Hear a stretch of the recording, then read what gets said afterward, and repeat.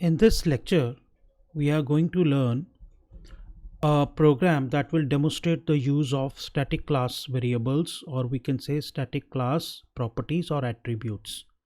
This video is brought to you by OppiPies Academy. So initially I have given the comments demo program to see the working of static class variable. Now I'm going to create a class with the name class values. In order to save time, I have already typed the program. Class values colon, and then after that I have declared a variable count is equal to 0. Now this is going to be static. I will make it static. There is no keyword called static in Python, but I will show you how this will be treated as a static class attribute. So it's a static property, or you say static. Okay, then we have come up with the constructor, as you know, def double underscore init double underscore, then self, which is reference to the current class x and y. And when you would write self dot x is equal to x, that means this x is the formal parameter. We are repeating this time and again, so because I want that all this concept of constructor and creation of properties automatically, that should be clear to you. So we would be passing some value to this formal parameter x and to this formal parameter y. What would happen is, afterwards instance variables with the same name would be created, and they will be referred to as with the help of self. So self dot x is equal to x means the value of x formal parameter would be put into self dot x. So self dot x is that refers to the x, which is the attribute, which is the property of this class. So y is equal to self dot y. After that I'm writing values dot count plus is equal to 1. Now this is something to be observed properly. Here I have not written self dot count plus is equal to 1. Had I written it like this, self dot count plus is equal to 1, count would have been treated as a normal attribute, as a normal property. But because I have accessed it not through self but through the name of the class itself, which is values, so values dot count plus is equal to 1 will make it a static variable. Now I will pause here and tell you about static class variable or static class property or attribute.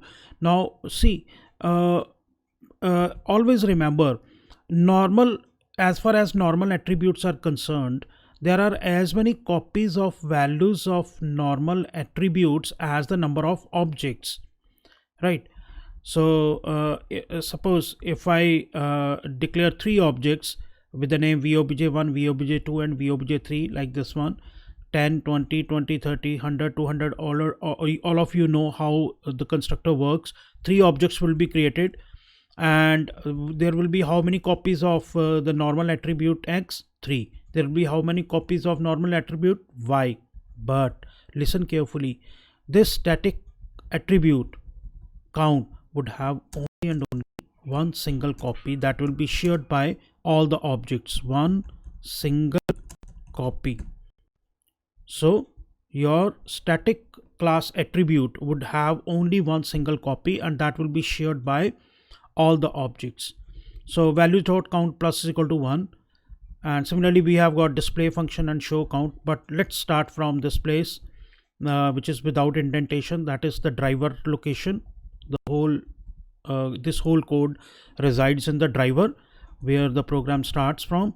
Vobj1 is equal to values 10 comma 20. The control will go into the constructor, and there will be 2 attributes x and y. The values will be assigned 10 and 20. Similarly for the second object, 20 and 30 will be assigned to its attributes, its own attributes, x and y. Similarly vobj3 would be created. Now people have got 3 objects. Okay, so far so good. Now vobj1 dot display, when I would write this, the control of course would go to this normal method display, and here I would be printing the values of x and y. and of course there will be 10 and 20, and for then when I would call display with the help of this object VOBJ2, the values will be printed 20, 30, and for VOBJ3 values will be printed 100 and 200. So far so good. There is nothing special so far, but the only new thing we have learned is, as far as count is concerned, count each time control when you are creating these objects. Let me highlight it. For each object at this point of time, the constructor is bound to execute, and each time values.count plus is equal to 1 takes place. That means 1 is getting incremented into the static attribute count. But remember, there won't be any separate copy of count for the object VOBJ1 or VOBJ2 or VOBJ3. There will be only single copy that will be shared by all these three objects. So when count is incremented 1, then it becomes 2, then it becomes 3. So what will happen is this value 3 will be it will be shared by all the three objects. There won't be separate counts for separate, there won't be copies of count for as many objects. So when I would call this values.show count, what would happen is control will go here into show count, and we are getting the values of value of count printed. But again, see carefully, I am not writing self.count, I am writing values.count.